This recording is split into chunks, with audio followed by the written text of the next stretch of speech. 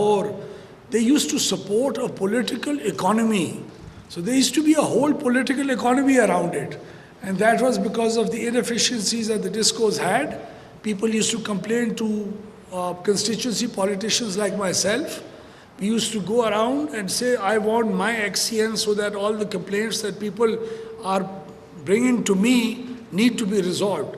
There wasn't a complaints service delivery mechanism in these companies. The typical government-run bad governance, bad weak boards that were put in place because of political considerations. So in the past 6 months, this government, in spite of being a very active political one, and we hold a lot of excess baggage of the past, we've been able to resist this political economy.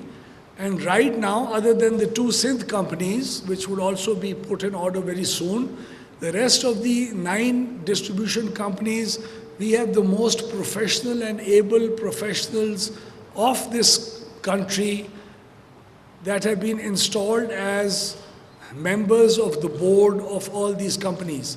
And we've completely isolated ourselves from these companies and completely detached ourselves. So there is no additional secretary and minister and secretary who's giving any instructions to these boards on what to do and what not to do. They've already made out a plan, and in the past 3 months, we've seen a fair reduction in the theft and the losses that these companies used to face. And the IMF and all other business partners and development partners of ours are extremely happy and content with the kind of reforms that are happening within these distribution companies.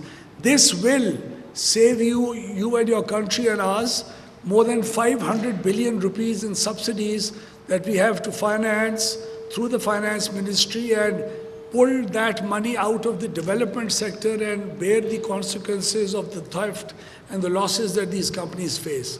Along with that, the Privatization Commission has already been handed over 3 companies from amongst 10 that are going to be privatized by May next year. So the financial advisors are in place, are about to be in place in the next 1 month by the Privatization Commission. So by the end of next year, out of the 10 companies that Pakistan has, more than 7 of these companies would have been privatized. And privatized in a much healthier manner than we've seen in the past. So the KE privatization is not an ideal one. Is it an ideal one? Are you enjoying K Electric services in this country, in this city? No. He just told me that you'll be a very popular man if you talk against Karachi Electric. So we are trying to learn from that, and we've gone through the learning curve, and hopefully the next privatization process will bring about private sector entities that will be far more efficient than Karachi Electric has been in the past. Pakistan is also facing a very serious issue as far as IPPs are concerned. So we have this constraint on us about how we are supposed to hold the sanctity of our existing contracts and not be unfair to the investors, and yet bring about an environment where IPPs could review the contracts that they have with us. The contracts signed with the IPPs in the past have not been efficient. I'll be very frank in saying that. The kinds of returns that they've earned, the kinds of operation and maintenance cost that they are being paid by us, they are not competitive. They're not regionally competitive, they're not nationally competitive, and hence we need to review the contracts that we've gone in with these IPPs in the past. We'll have to do it with mutual consent. This can't be one-sided, otherwise we'll face international litigation. That's something Pakistan can't afford. Since we're going into a very aggressive privatization process, we would want the investors to feel comfortable enough in investing into Pakistan, but we've started the negotiations, and we plan in the next 1 month or so to arrive at a point where the entire generation profile in Pakistan, which is categorized into 3 parts. One are the plants, which are about 70% of the capacity, that are owned by us, which is the government of Pakistan. Their return on equity needs to be rationalized. So they're earning a lot more profits than they should. We need to ask them to forego that in order for that to have a good impact on the pricing structure of of electricity itself. Then the next category is the ones in the form of wind and solar plants that were invested into all the way from 2002 until 2016. We've also engaged with them, and we are going to talk about trying to bring down and change the environment of take or pay to take and pay, so that we get to utilize the power as much as we want, whenever there is a demand on the grid, and not pay for the rest of the capacity.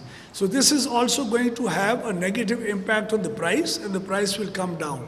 The third part is some of the plants that we do not require anymore. So nobody had ever before sat down and done proper research and analyzed each and every generation plant, which we've done in the past 5-6 months now.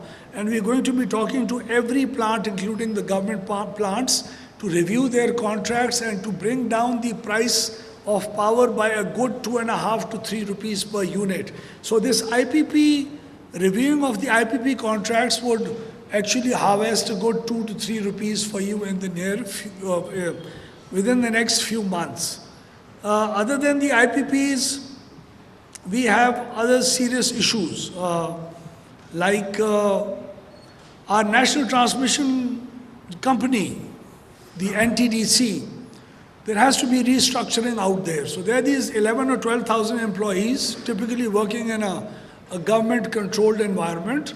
So we are splitting that NTDC up into 3 pieces. One is going to form the independent system market operator. This is the key reform that this government has taken upon itself. So from, say, about 2-3 years from now, we are seeing, or we are wanting to move towards an environment where there is no single buyer of energy in the market. So right now, all the energy is bought by the government of Pakistan.